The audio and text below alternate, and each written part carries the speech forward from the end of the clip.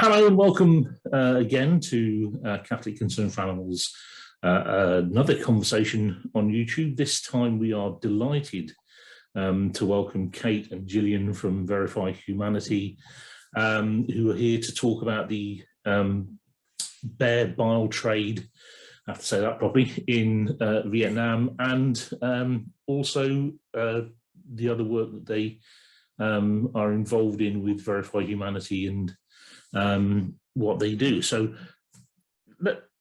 first of all, if anybody out there hasn't seen it, of course, Kate has already written a very good article in the ARC for about this, and which gives a lot of background detail and information. But Kate, I think probably for those who haven't read that, could you actually talk about Boo the Bear and the bear bile trade and your engagement with it? Gosh, that's a very broad question to start with.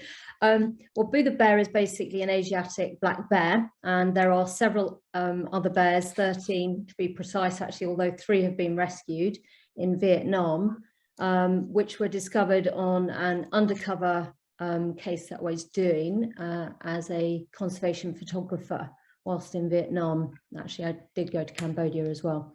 And while I was there doing this photography and interviews and things, I mean, obviously I was expecting to see certain things, but I guess what I wasn't expecting to find were farms full of unmicrochipped bears. Now, this might not sound of great importance, but this is actually pivotal to bears being confiscated. If a bear is unmicrochipped, which happened in 2005, by the way, so that would make all microchipped bears 17 years old, it means that they should be confiscated immediately. And I was, I guess I was told this on several occasions. I was reassured that's definitely something that the authorities would take exceptionally seriously. And I'm afraid to say, you know, here we are. They were discovered in 2018, and yes, 3 have been rescued and taken to a sanctuary, but there are others that weren't. And I suppose this really is the case about Boo, who is one bear that we've named, and the remaining other bears, which were discovered on 2 closely located farms in Vietnam. And yes, so that's a very broad overview of this, you know, the actual case. But you might need to ask me more direct questions. Well, I will ask you a few things, because I appreciate sure. that was a very broad question to begin with. To fill in some of the background, the bear bile trade in Vietnam used to be legal, didn't it? And it became illegal in 2005, was it? Yeah, and I think obviously, you know, that had to happen to end the trade in poached bears and protect the bears from the conservation disaster that's happening out there. But yes, it's also, unfortunately, I guess if one moment something's legal and then the next minute it's illegal, and you haven't been given any support or training in a different direction, you can understand why there might be problems in that transition. I mean, there are so many problems or reasons as to why, you know, the trade has continued for so long. But I think that I think there's the mindset of, well, how can it be legal one minute and illegal the next? Probably. I mean, we have to do a level of speculation with certain things, and obviously we're second guessing what might be going on in the minds of what are now illegal wildlife farmers. But I would have to say, I would imagine that might be one of them, and also that sense of, you know, that sense of injustice that, you know, hang on a second, this was our livelihood.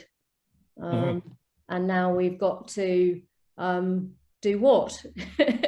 You know, because I suppose if you imagine it was in the UK or something, people, I mean, I'm assuming something like this, people would be retrained or compensated or things like that. But obviously that's not quite happened in Vietnam. So, but one of the biggest problems, and it's a very grey area that's been created, is that while it became illegal in 2005 to extract bile or, you know, or to poach bears from the wild, what they were unable to do, the authorities, and you can understand why. You'd have basically, I think it was about 4,300 bears at the time in 2005. Where were they going to go? Mm-hmm. You can't suddenly find homes for 4,300 bears. You know, I think in total about 400 bears have ever gone to sanctuaries in Vietnam, and the rest have perished gradually over time. So what happened was that the authorities said that you can keep the bears, but you're not allowed to extract bile. But obviously, the people then had to, if that's the decision they were going to make to keep the bears, they then had to pay for food and, you know, the general upkeep and medical care if it was needed and things like that. So it was money out, and in theory, no money in. But obviously, that unfortunately has not quite been the case. Now there was a paper, and I hope I get this right. I think it was by, Crudge et al.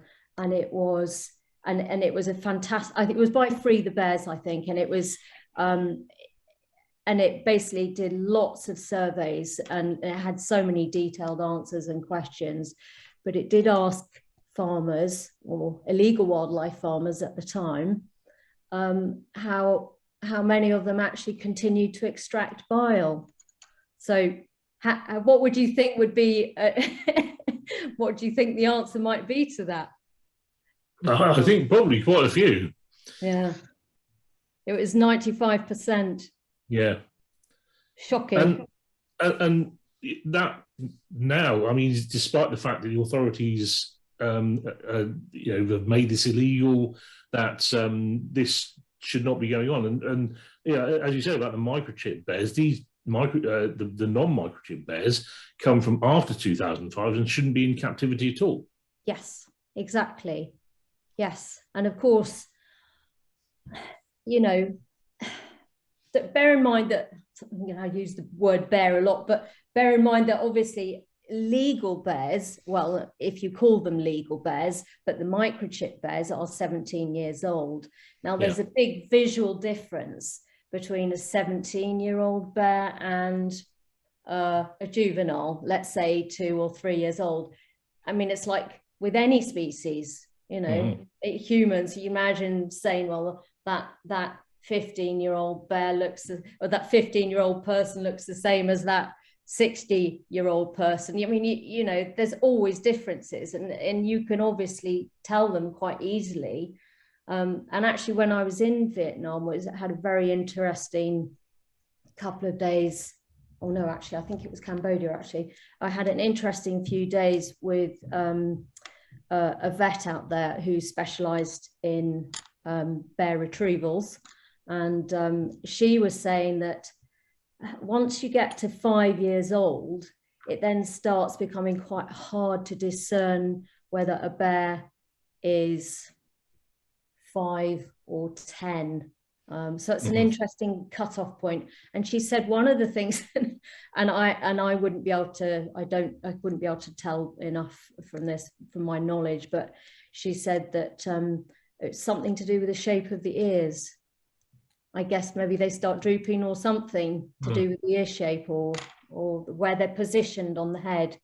So now, again, that might not sound of any importance, but actually, I guess if, let's say you've got an illegal wildlife farmer and they've got a bear that's not microchipped, but they're saying, oh, the microchips just stopped working, you know, then what do? You've got to look at the bear and you've got to make a decision whether it looks legal or illegal. I mean, if it looks illegal, you know immediately that it's irrelevant whether the microchip's working or not, because if it looks too young to have been microchipped, you know they're pulling a fast one on you. Yeah. But what, of course, if this is, you know, this 5-year age is of importance, it means that once bears get to about 5 or older, it's actually quite difficult to tell whether a bear is legal or illegal. You know, if they're saying that the microchip has stopped working, obviously, if that's one of the excuses that they've come up with, which is not an uncommon one. So yeah. Well, very faulty microchips in Vietnam. I can understand that. What is this? Why is there a trade in this bile? What is it used for? Where does it go to? And how is it extracted? Oh gosh. Well, if I do the extraction, why don't you do the other bit, Gillian? Okay. Okay. So the extraction, I can describe what I saw when I was there, if you like that. Yeah. So the first thing that they do, obviously, well, they don't have to, but in this case, they did sedate the bears, and they do that with a tube of metal, and then they blow like a blow dart of anesthetic down it, which I've heard is something like ketamine or something like that. So it takes about 20 minutes for the bear to start falling asleep, and it is sedated, and it's not fully unconscious. It is sedated, and there is a slight difference between them. But then what they will do, and this will be about one of the only times that the cage door is ever opened, once the bear is asleep, because of course that once the bear is shut in that cage, they never come out again. So they go in and they put usually like a coat or something over the head of the bear, and that's because they're sedated, and things like light coming in would be a stimulus which could potentially wake them up, and obviously that might then be problematic for them. Obviously, you know, if they were in the cage with a bear waking up. And then they have, in the case that I had, they had an ultrasound machine, a portable one, very old battered looking thing, which they went in and they were basically putting it over the bear's stomach and trying to find where the gallbladder is. Now the gallbladder is where the bile is stored. It's not where it's made in the liver, a bit like the humans. So we're not much different in that way. So now, not all people use an ultrasound machine. Sometimes they just do something called blind puncturing, where they just basically hope they find it. And as you can imagine, you know, it's a very long needle. It's probably about, I don't know, about that long. Now the one that they were doing, the method they did it with the bears where I was, they used a syringe and a needle, and then they just basically extracted it once they'd found obviously the gallbladder, and they'd put the needle in and extracted it. Then they just put it into a little old water bottle that they had handy. Now they can do it in different ways. They can do it with catheters, and they used to have something which were horrendously cruel called the full metal jacket things, where a bear would be basically in a gripped, basically spent its entire life gripped by a metal jacket so that it couldn't move, and then it would have a free draining catheter, and of course it would get the wound around the area which was free draining, where they would get the bile would go septic, and of course you'd get pus and all sorts in the bile. But the bile, yeah, and then of course they, and where I was, they had a very, you know, they clearly had a system in place, I could tell this because they didn't talk to each other. And I did find that fascinating, because, you know, when you're not sure about something, or you haven't done it very much, you might say, oh, where's this? Or could you do this? There was nothing. They didn't talk to each other. They just, you know, when they were filling up the bottles and putting the caps on and the labels and things, they were just sitting around.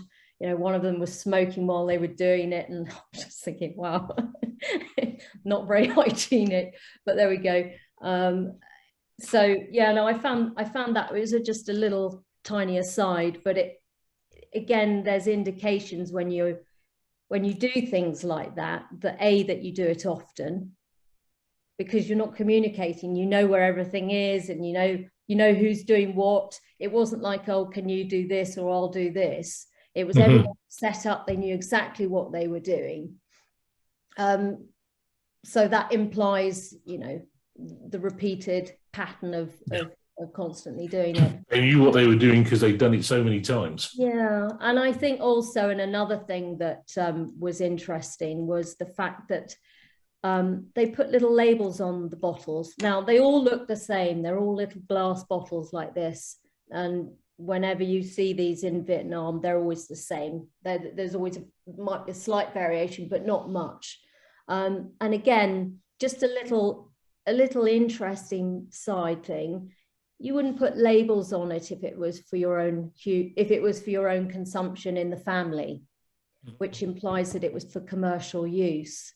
Now, again, this might not sound that important, but when you're fighting a case like this, and every angle is a fight and a battle, one of the things that you have to fight is, well, it was just for human consumption, so it doesn't really, sorry, it was just for family consumption, so it doesn't really matter, even though it's illegal. But so the fact that they put labels on, to me, was okay, that's another indication that what you're doing in this particular case was for commercial production. They were offering to sell it to you as well, weren't they, Kate? I mean, oh, well, I mean, this is part of the undercover story. It's just to clarify, by the way, I didn't buy anything from them. That when you do things like this, you have to be extremely careful that you don't break the law yourself. And obviously, even if it's part of your story, your undercover story, you mustn't be buying things from them, which obviously I wouldn't want to be buying from them anyway. But that's, yeah, obviously just to clarify that was something that never happened. But obviously I was there as an international buyer, but I don't know how much I should really say about the storyline behind it. But no, but you were there pretending to be someone who was interested in buying from them.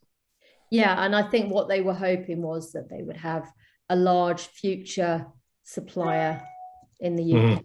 That's what they were hoping I was going to be.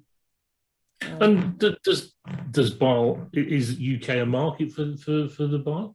I don't believe so, but right. But then that's what stories are for, I guess. Well, yeah, fair enough. Yeah.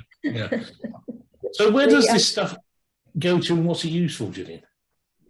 Well, I don't know where the Vietnamese, I wouldn't be sure that the Vietnamese bile comes to Europe. I would imagine it went to, was sold in Vietnam, and China is a place where it is actually used as bear bile. But in Britain there is, people are given bile. The thing is that you're talking to somebody with a O-level in biology, right? I have to say, I can't give medical advice. I'm not a doctor. But it does appear from the reading that I've been doing that it's widely used, a thing called UDCA, which is what's in the bear bile. Urso, which is the word for bear, isn't it, in Latin? Ursodeoxycholic acid.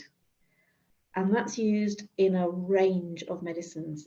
It appears to be effective for things like dissolving gallstones and treating a variety of liver complaints. I have a friend who's on a study in Britain for diabetes. She's been given a medicine or not. She might be having the placebo, but they're being given a medicine with bile in it, with this UDCA in it.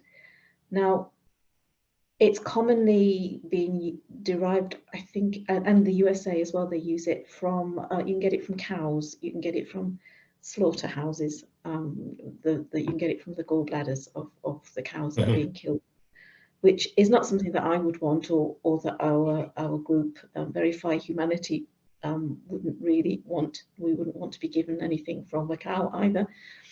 But the good news is that it appears to be possible to synthesize this UDCA from plants. There's a member of the buttercup family, I think it's called Coptis, and I was reading a paper where some scientists in China, in Shanghai, have made this and tried it out, and it does appear to give good results.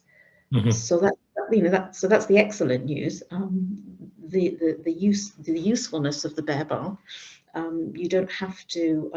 It looks like anyway that if you can manage to stop this awful trade, the benefits of the bile can be obtained by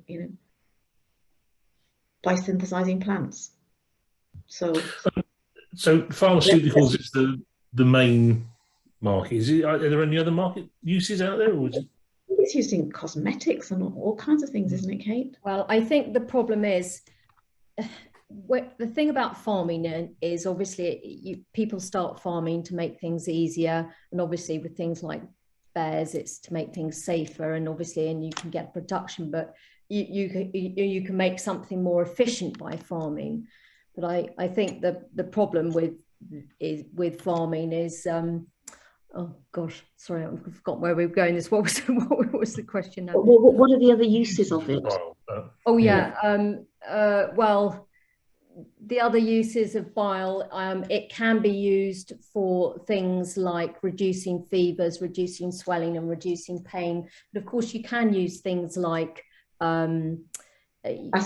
Yeah, I mean, aspirin is perfectly a reasonable alternative for that. But the thing about the farming is that it tends to, while it creates this availability, it also boosts demand. And unfortunately, it has rather not only created just an area where it's used in the traditional medicine, but it's also been put into skincare products, toothpaste, beauty products. And these are the things that you're like, no, this is just, it's gratuitous use of a product. It's completely unnecessary. Now, and I will say also that in Vietnam, there are plenty of herbal alternatives that can be used, and obviously are being used by some people to bear bile. And this is something that they would happily do when they go to a traditional Chinese medicine supplier. They would supply things, and they would. Now, this is something I'm not overly familiar with, but I believe what they do is that they mix a whole load of different herbs together. So you wouldn't just go in and you'd get one thing. They'd go in and you'd say, you've got this problem or that problem, and then they'd blend up a whole load of different herbs. But I do know that some of the organizations out there have focused quite heavily on making sure that they're growing these herbs and showing people that this can be done, and I think trying to encourage the practitioners out there to obviously start using it, because if people want an alternative and bear bile is illegal, you sort of got to have something. So that is being covered. That area is being covered, and it's a perfectly acceptable alternative for Vietnamese people. Can I ask a bit more about the bears themselves? I mean, you talked about them, spending their whole lives in cages. You talked about occasionally some of them having these full metal jackets, as you call them. I mean, the cages. I assume they. It's more like battery hens that we're talking, rather than kind of safari parks here. They're the conditions are not ones where they can do a great deal or move about a lot. No, no, they're not. I think for me, I find actually that level of captivity, that's to me the cruelest thing that I see, because it's relentless. That's their entire life, and it's like something like a 2x4 cage, and they probably and they have sort of half-size cages for smaller bears.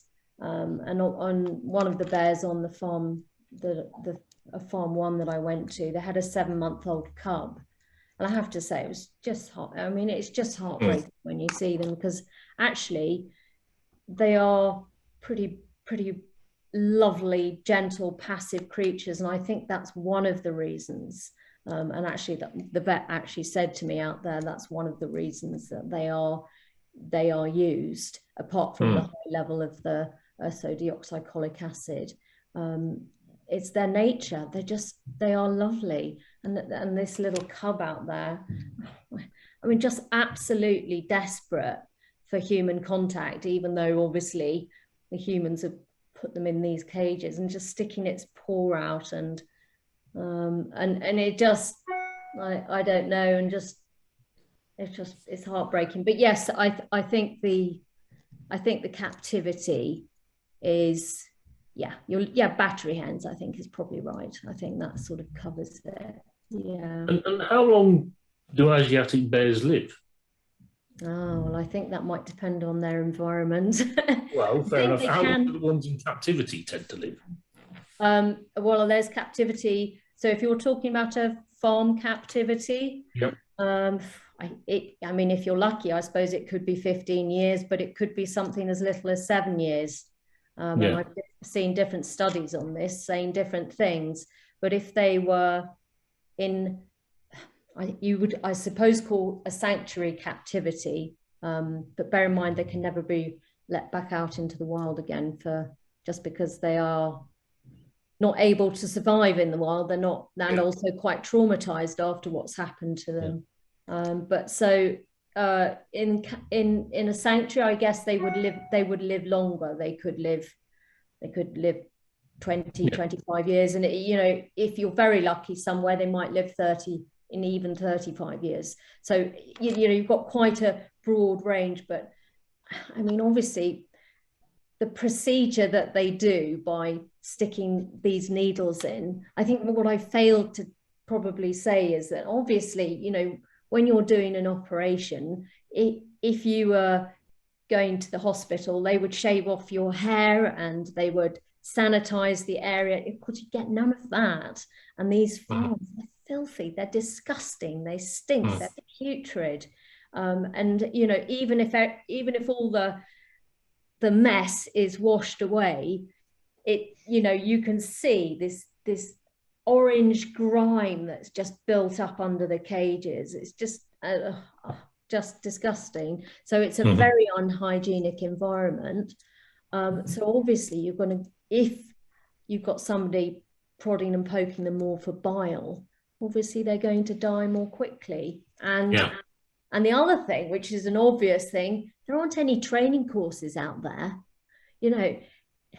Here, if you were a vet and you were doing a procedure, well, you'd have training and you'd go off and you'd have to pass something to do it. But out there, it's all like, well, it's a learning curve, and the one that suffers are the bears. So obviously, I guess if the person is new to doing this procedure, they're probably going to, unfortunately, kill more bears.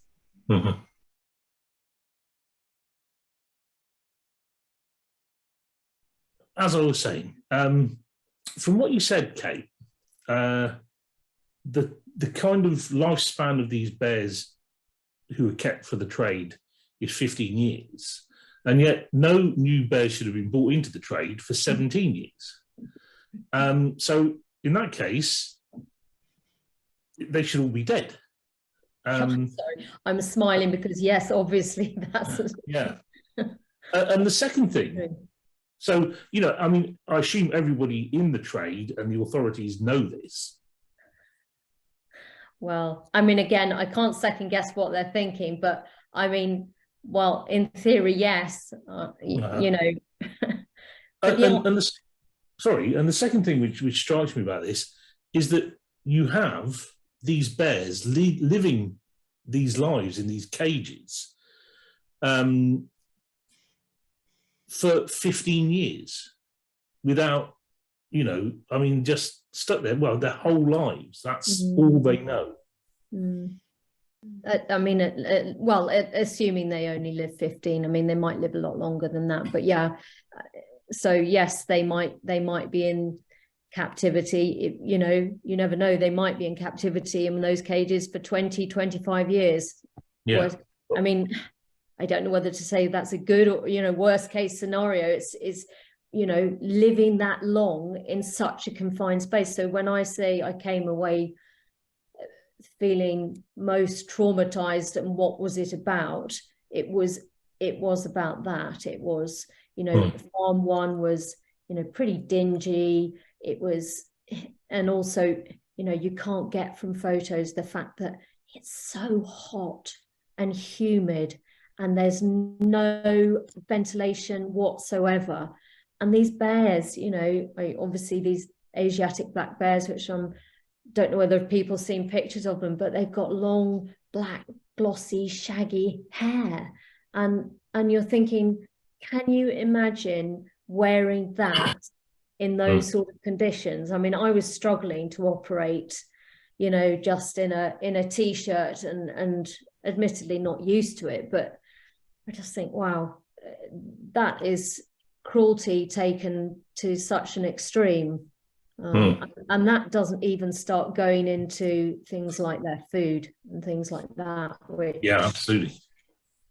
Yeah. And like, then they're not fed water either, by the way, which might sound incomprehensible in an environment like this. But the bears, according to the vet, they get their water or their fluid intake from their food, which is like it's like Oliver, having a sloppy gruel, and that's what they're fed. So the fluid intake comes from the food. Now,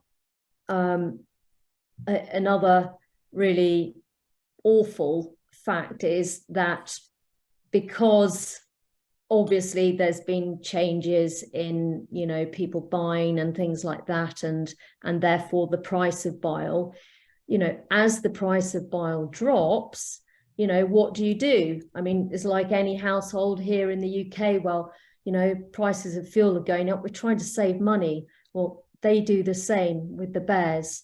And the way they do that is by feeding them less. And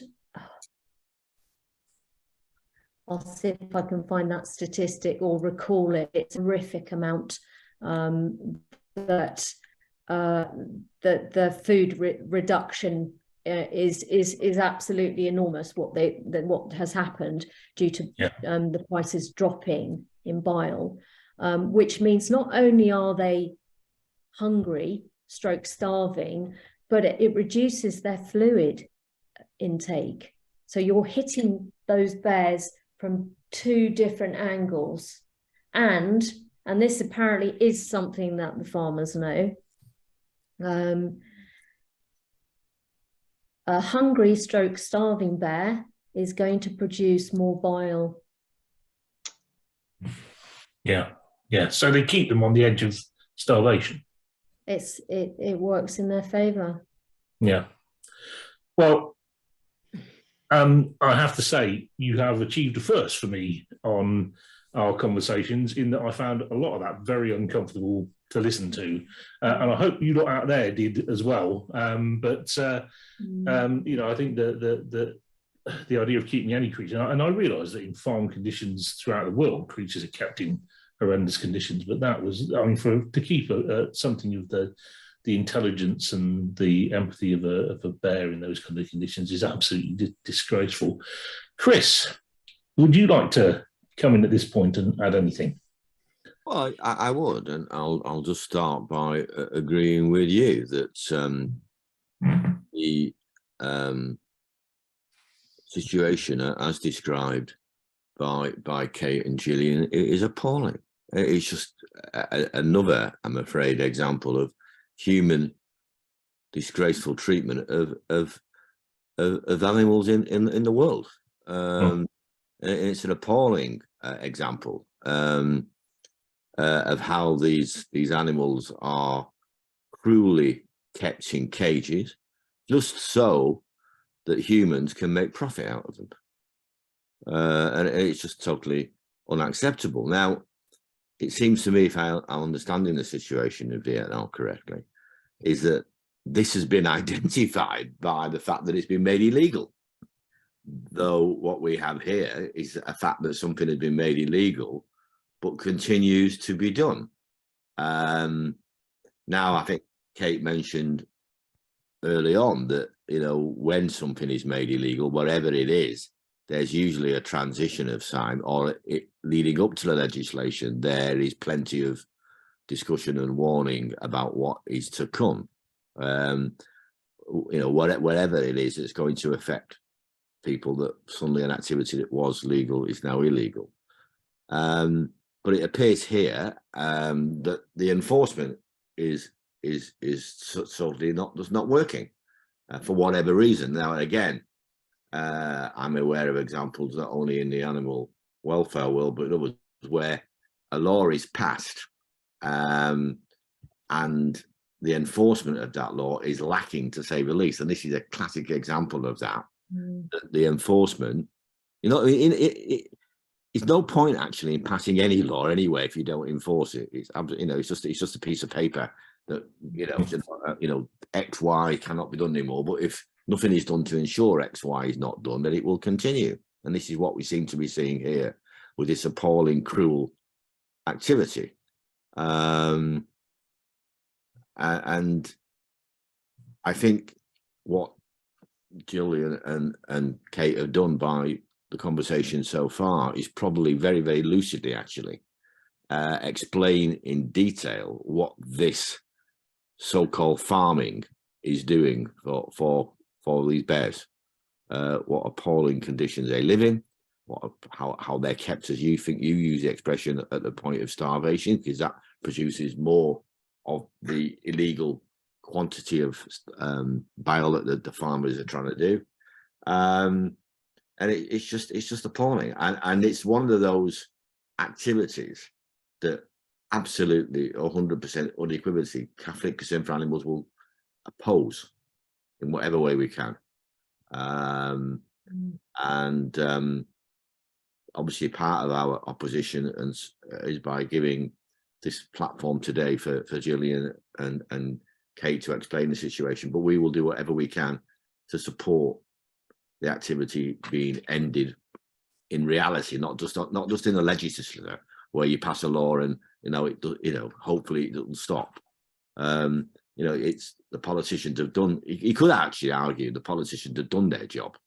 It's now over to whoever's due to enforce it in Vietnam, who are not doing their job for whatever reason, and there could be a multitude of reasons why it isn't being done, but that's not good. And then I probably prattled on quite a bit there, but the points I want to make is A, this is appalling, B, it needs to stop, and C, we will support Kate, Gillian in any way we can to try and make it stop.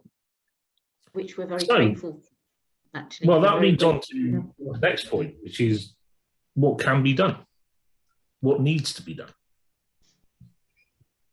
Another broad question. You see, I like these it is broad. I mean, because it depends. It depends whether you're talking generally about bear bile trade or if you're talking specifically about the bears in this area. Which obviously that's one of the reasons that we're talking to each other and we're working on this project together. Let's go from the general to the specific, Kate. I mean, generally, what needs to be done?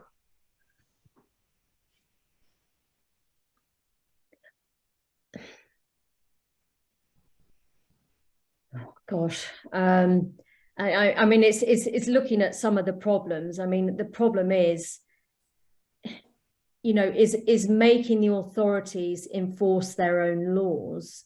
How, you know, how do you make them do that? Now, the problem is, let's say, as an example here with this case, you know, if the authorities aren't looking for problems, which I don't think with regards to the bear bile trade, I don't think that that's something that they prioritize and therefore focus on. So let's say somebody like myself comes along and goes undercover and gets undercover footage and audio. In the UK, that would be sufficient for you to say, well, okay, this person's clearly done some awful things, and et cetera, et cetera. Unfortunately, the authorities out there don't accept video or evidence from a third party as evidence to support, you know, a legal action or enforcement. Now, that's very problematic, because if they're not looking for it and they won't accept anybody else's evidence, you know, where do you go with that? But you know, that's just one of many issues, I think, really, that are there are so many problems. It's difficult to know which. It's like a leaky sieve. It's difficult to know where to point at. I will say there has been one significant change, which I hope will prevent future bears coming in. Unfortunately, and this is something that's not particularly known, but in 2005, when they did the microchips, the best microchips were used at the time, but they were, unfortunately, they didn't allow the authorities, when they came to do their annual or biannual checks of the bears and their microchips, it didn't allow them to get close enough, because I think they could only get within like a 25 centimeter, they had to be 25 centimeter away from the microchip in order to get that to be read. Now, they said they couldn't do that safely with these microchips. Now, nothing could be done, best microchips available at the time, and there's, you know, there's no fault on anybody's part there, but that's just basically in 2005, it meant that the microchips, you know, you might as well not have had them. Well, absolutely, yeah.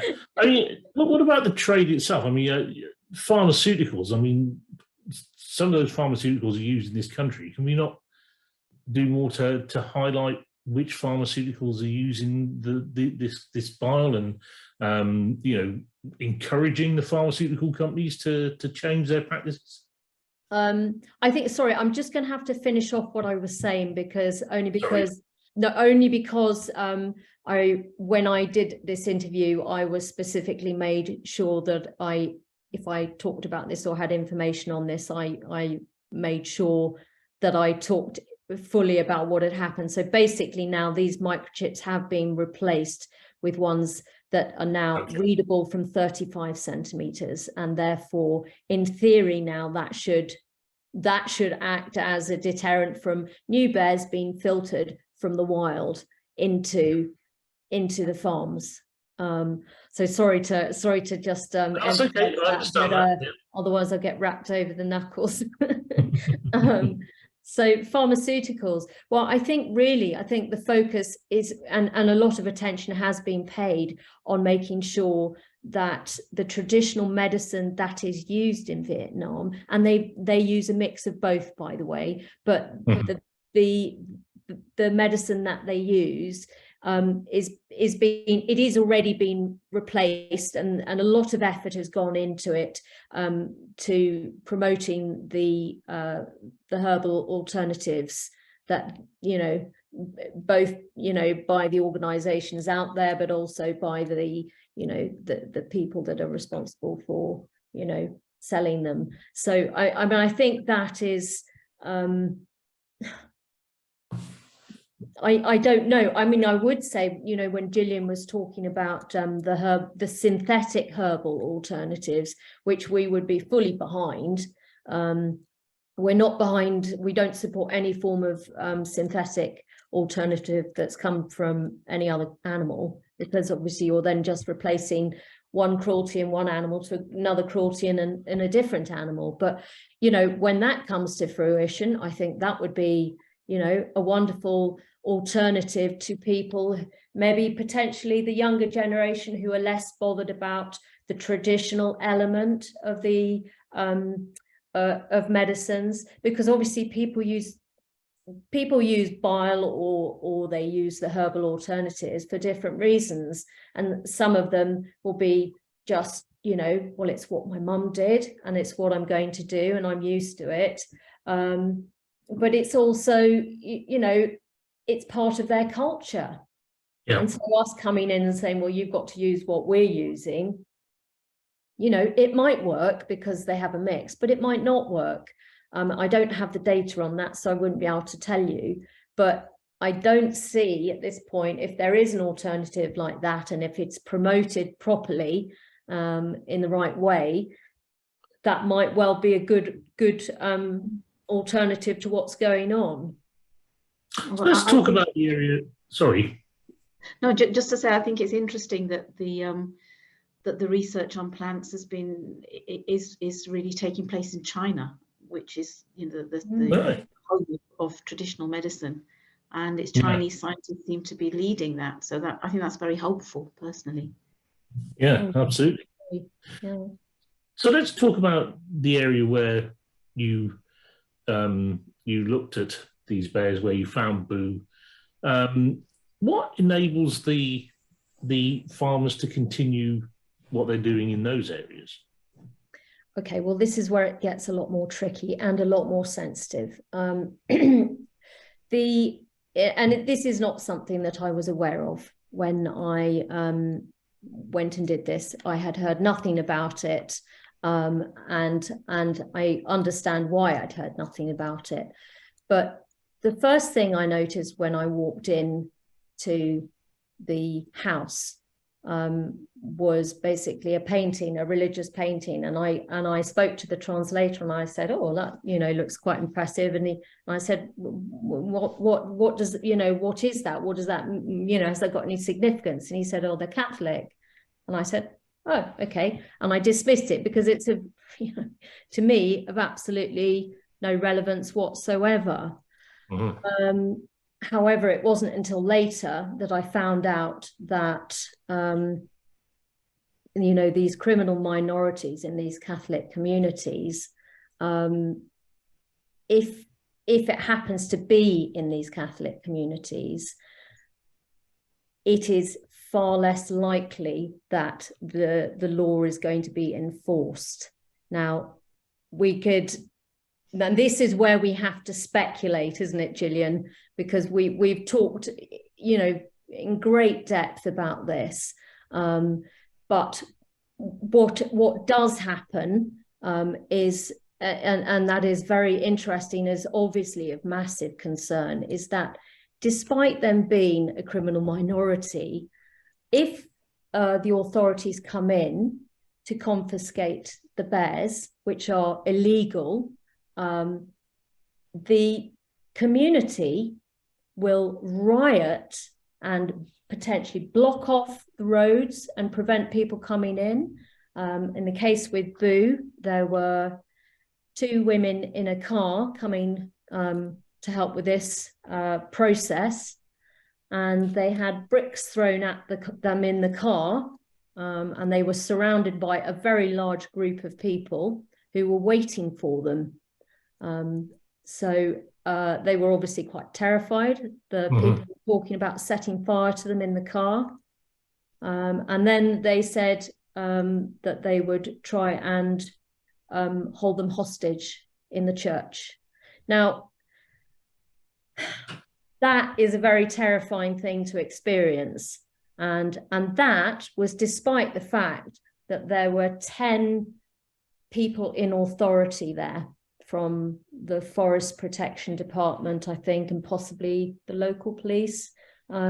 So people are rioting in spite of the authorities being there, and violently rioting. This is not just a protest. You're not having a placard. You're trying to hurt people and certainly scaring people. So that's, and now that there have been other cases where that's been reported. There was a case, and the problem is it seems to have been going on for a very long time. There was a case in 2007 where I think there was an immature bear and 2 cubs were discovered. Now, obviously, you immediately know they're illegal, obviously, just from the age. And they were in the same areas, and these were the same, you know, Catholic communities. And they did exactly the same thing. They had 50 people from the police and authority there, and they still didn't manage to get the illegal bears out. And those bears just disappeared and were never seen again. So this is obviously a big problem, but we have to question, why does that happen? And so this is obviously speculation on our part, which we have, you know, and that needs to be taken into account, because we can't put ourselves in the mind of the people and what's happened. But we do know that the Catholics are a minority in Vietnam. They're about 7%. And historically and to date, while things are getting better, it was worse further back in time, but there has been significant prejudice against them, and they have been treated very badly. And I don't think I can't underestimate how badly they have been treated. And I think you need to bear that in mind.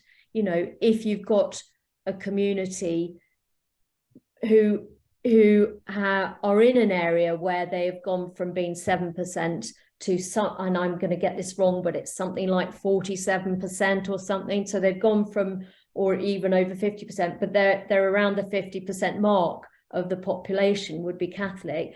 You have a different mentality where you feel, you know, you've got the people who understand you in one area, and everyone outside that area. And if they're authorities, it doesn't matter if they're authorities coming in, are they coming in to take away illegal wildlife, or are they carrying on victimizing you? You know, and it must be easy to be thinking, well, hang on a second, is that what people are doing? Are we just being victimized because we're Catholic?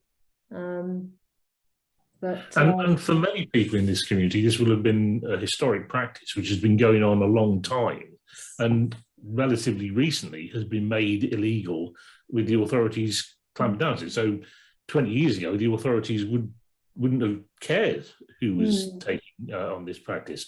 So in many ways, this is a Catholic community who may feel that they are defending their own historical practices against an authority which is cracking down on them as a community. Well, historical, but I wouldn't say it's you know, owned by the Catholics. This is not a Catholic process. It's not something that just Catholics do by any stretch. It's only in certain areas in Nha An province where this is happening. So yes, traditional, but we're looking at it's probably been now gone for nearly a generation. So it's quite a long time, but you know, 20 years in, I guess 20 years in my life doesn't seem that long. You know, the older you get, the less something like 20 years feels. But yeah, I don't know. I would say, yeah, there's probably a strong sentiment amongst the older generation that it's their right to do it, and this is something we've always done, and who are you to tell us that we shouldn't? Yeah. But again, guessing, you know, Yeah, absolutely. But there's also So, Chris, about sorry, the, Julian. sorry, there's also something about the authorities being reluctant to be seen to be heavy-handed in the area, because that's where there is it is a Catholic minority living there. Yes. It looks like they don't want to be seen to be doing that anymore. And again, you can only speculate as to why. But part of our speculations have included, you know, that perhaps Vietnam is trying to improve its image on the international stage. And, you know, human rights records in countries are supposed to be a prerequisite of countries being given aid. For example, by the USA, it's written in their documentation about aid giving that it's supposed to only be given to countries that doesn't have any human rights abuses. So perhaps that, and also tourism. Vietnam is definitely becoming a tourist destination nowadays. That's being promoted. Perhaps that's another reason why they don't want to be going into areas where there may be a riot. You know, they don't want to. When those areas are associated with a lot of people in the West. Yes, that's right. So that's also part of the pattern, really, part of the tapestry of it all. Chris, so what can we do? Well, what we can do is what we would always try and do in a situation of animal abuse. Now, what we have here is as we've heard from Kate and from Gillian, a very complicated scenario of something that has been gone on for generations, and to use that word that I don't like, is part of a tradition. I mean, the amount, and I've said it in recent article, I think in a newsletter, that, you know, the things that get animal cruelty get hidden behind the word of tradition across the world is appalling. Just an excuse for humans to be cruel to animals because it's traditional. And this is another example. But here we have, on top of that, we have these complex layers that the government of the country has made it illegal, but the enforcement generally seems to be less than one would hope for. So there's clearly an issue there about enforcement generally. Then we have layered on that a minority Catholic population that feels it has been, and no doubt has been, persecuted for historical time. And, you know, there are parts of the world like that. Not only obviously the Catholic minority, but other minorities. So you have that layer on top. Then you have, we believe that the government aren't implementing their legislation generally properly. You have an area where they're even less doing so because they've tried to do so and met resistance, strong resistance, and potentially violent resistance in an area where they do not want to be seen, presumably, to be persecuting a minority. So it's massively complicated with lots of layers. Now, going back to that seems to be the case. It just, I think the taking part in this conversation and bringing this to a wider audience via this video. That's the right word nowadays. Technical video, is it a video? Anyway, and the article in the Ark and other things. So, firstly, that is, we are, as an educational charity, bringing that to the attention of our members and supporters, including the clergy worldwide. So that's one, what we're doing. That's the first thing we're doing, but that doesn't save any bear. It just, you know, brings the matter to attention. I suspect what we need to do is try to engage on various levels, actually. One, with like any organization could do, actually, was engage with the Vietnamese government or other governments that might be able to influence the Vietnamese government for various different ways, that is a tradition, because he's a tradition myself, but that is a normal way that any animal advocacy group would work to try and do that. So we could do that, and that's one way. But obviously from us and this Catholic perspective, the clergy, both internationally and locally, would be an obvious place for us to try and speak to them, get their view on it, find out, you know, what are the facts in the communities. Do they know what's going on? And I'm fairly sure they do. If they had a riot in a Catholic church and threatened to take somebody hostage, that sounds like there's something going on in the church, and try and influence to stop it. Now, that's what we can do. How we do it, that's another question. And I think I've already started, actually, before this conversation, to try and engage with the Vietnamese Catholic community in the UK as a starting point. Obviously, another point of work would be the Vatican itself. And for example, now this article is in the Ark. Now this conversation will be public in a few weeks. I can bring those immediately to the attention of people in the Vatican and say, look, this is an issue that we're dealing with. There seems to be a specific Catholic issue related here. What is the Vatican's view? What can they do to influence the church in Vietnam, locally and in the country generally? Because I'm fairly sure that obviously I know that Catholic Concern for Animals are opposing this, because I'm saying they are. So, so we are. And I'm fairly sure that the Vatican would not publicly support anything like this, because they do oppose animal cruelty wherever they can. They don't often get the credit for that, I have to say, but that's just the way things are.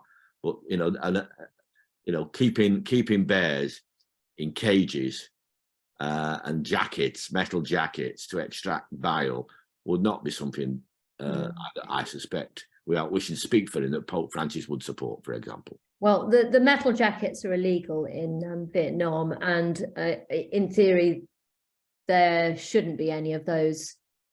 It shouldn't be in the cages in the first place. No, they shouldn't be in those metal jackets in Vietnam, but that's more likely to be in somewhere like China, I think. But okay. I think, you know, yeah, it depends. I don't know, you might have the occasional farm, and I think it's worth saying, while the one thing that hasn't come across in this is that while there are plenty of bears, let's say, who have been got microchips, we are all very concerned about the number of bears that haven't been found without microchips, the illegal bears, which are basically the industry going underground because they've got no other way of carrying on.